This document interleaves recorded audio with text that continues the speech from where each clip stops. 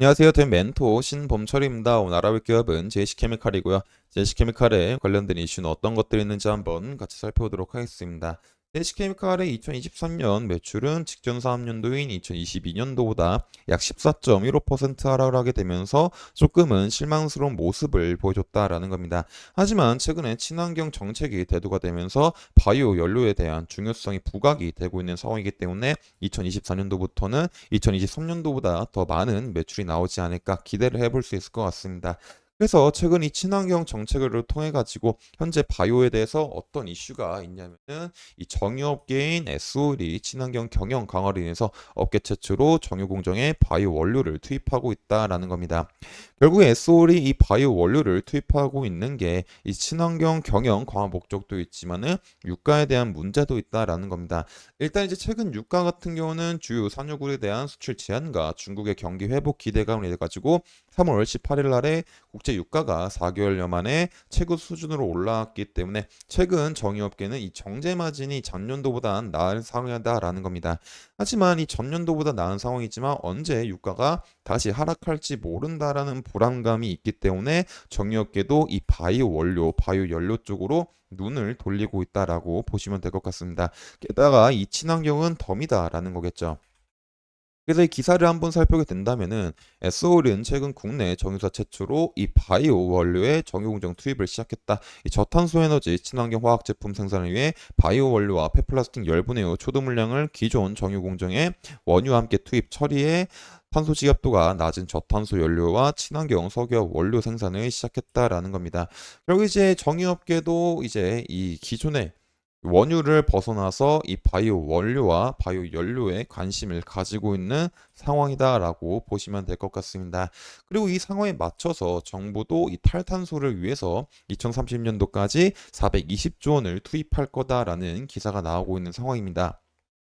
그래서 이 기사를 한번 살펴보게 된다면은 정부가 기업의 탄소 절감을 위해 2030년까지 420조 원의 정책 자금을 투입한다. 금융위는 기업의 탄소 절감 설비 투자 지원 등을 위해 정책 금융기관을 통해 앞으로 7년간 연평균 60조 원의 자금을 공급하기로 했다라는 겁니다. 결국에 이제 이런 것들이 이제 기후 위기에 대응하는 의미 있는 첫 걸음마를 내딛는 상황이다라고 볼 수가 있겠죠. 결국 이제 제시케미칼이 이런 친환경적인 정책이 이슈가 부각이 될 때마다 바이오 연료에 대한 것들도 부각이 될 수 있기 때문에 제시케미칼이 수혜를 볼 수가 있지 않을까라고 기대를 해볼 수 있을 것 같습니다. 그래서 이런 부분들에서 제시케미칼의 매출이 얼마나 오를지 지속적으로 체크를 해봐야 될 것 같습니다. 그리고 이런 부분들은 제가 지속적으로 확인을 해서 여러분들한테 알려드릴 예정이다 보니까 제시케미칼에 관심이 있으신 분들은 제 영상을 시청해 주시면 감사하겠습니다. 그리고 또 이제 아까 전에는 이제 바이오 뭐 연료보다는 바이오 원유와 저탄소에 대한 어떤 이슈였죠. 근데 이 바이오 연료에 대한 직접적인 이슈가 어떤 것들이 있냐면은 이 대두에 대한 이슈가 있다라는 겁니다. 물론 이제 제이시케미칼은 파묘를 통해서 이 바이오 디젤 중유를 생산하기 때문에 이 대두라는 직접적인 관련이 없을 수는 있긴 하지만 이 대두를 통한 바이오 연료가 부각이 받고 있다라는 거는 어느 정도 제시케미칼의 좋은 점으로 작용될 수 있기 때문에 한번 말을 하자면 일단 이제 보통 이제 바이오 연료를 만들 때는 과거에는 이제 파묘와 옥수수를 통해 가지고 굉장히 많이 상상을 했다라는 겁니다. 하지만 최근에는 이 대두가 바이오 연료로서 부각을 조금 받고 있다라는 거죠. 그럼 이 대두가 왜 부각을 받고 있을까라고 살펴보게 된다면은 일단 이제 대두 같은 경우는 대두를 이용해서 이 바이오 연료를 만들게 되면은 이 생산량이랑 효율성 측면에서는 기존 파묘와 옥수수보단 낮지만은 이 대두를 통해서 만들게 된다면 이 부산물을 남길 수 있기 때문에 이제 이 부산물이 남음으로써 이 축산에 대한 가축 사료로 사용될 수 있어서 이 축산 시장에 대한 가격이 낮을 수가 있다는 장점이 있다라는 겁니다. 그리고 이런 장점으로 인해 가지고 현재 미국 지역 쪽에서는 이 대두를 통한 바이오 연료가 선행이 되고 있고 이로 인해서 대두에 대한 소비량과 경작지도 늘어나고 있는 상황이다라는 겁니다. 결국에 지속적으로 이 대두에 대한 바이오 연료가 사용이 증가하게 된다면은 그것보다 더 효율성이 좋은 파묘 또한 관심을 받을 수 있는 상황이기 때문에 제이시케미칼이 이 부분에 대해서 추가적인 매출을 또한 올릴 수 있지 않을까 기대해 볼 수 있을 것 같습니다.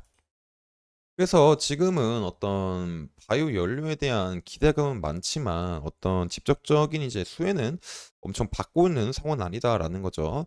하지만 이제 2025년도부터는 SAF 의무 혼합 비율도 시행이 될 거고, 또 2025년도 이후로부터는 이제 대한민국도 이제 의무 혼합에 대한 어떤 법안을 생성할 수도 있는 상황이 마련될 수 있다 보니까는 제시케미칼이 2024년도에는 생각보다 2023년도보다 많은 매출을 올리지 못하더라도 2025년도부터는 조금 이제 기존 매출액보다 더 많이 나오지 않을까 기대를 해볼 수 있을 것 같습니다. 그래서 이런 부분들도 이제 현재 상황이 어떻게 진행되고 있는지 지속적으로 확인해 봐야 될 것 같습니다.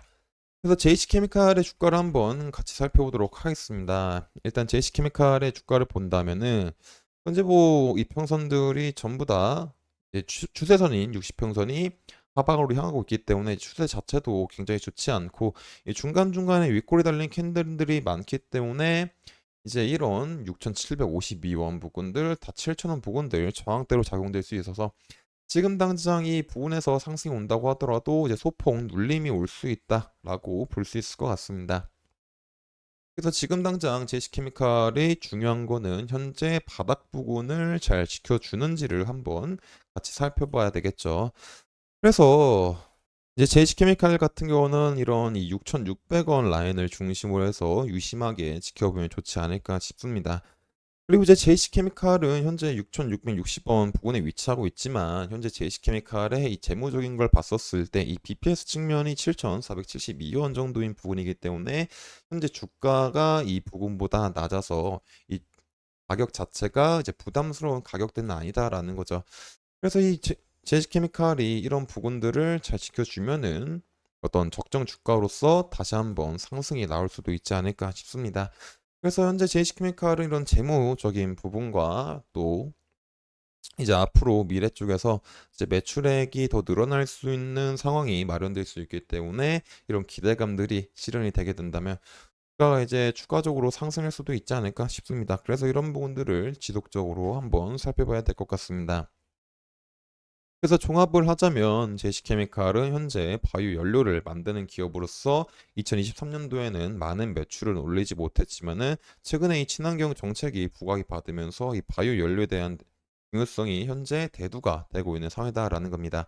그리고 이 상황에서 제시케미칼은 이 바이오 연료에 대한 밸류체인을 완성된 기업이기 때문에 이 바이오 연료에 대한 시장이 커질수록 제시케미칼이 수혜를 받을 수 있는 상황이 점점 마련될 수 있고, 또 현재 주가가 하락을 하고 있지만 현재 주가는 재무 대비 이제 부담스러운 가격은 아니기 때문에 이 부분에서 이제 반등이 나올 수가 있다라고 볼 수가 있을 것 같습니다.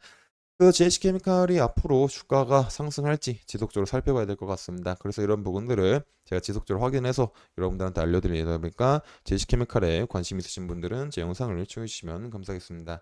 이상 대형 멘토 신범철이었습니다.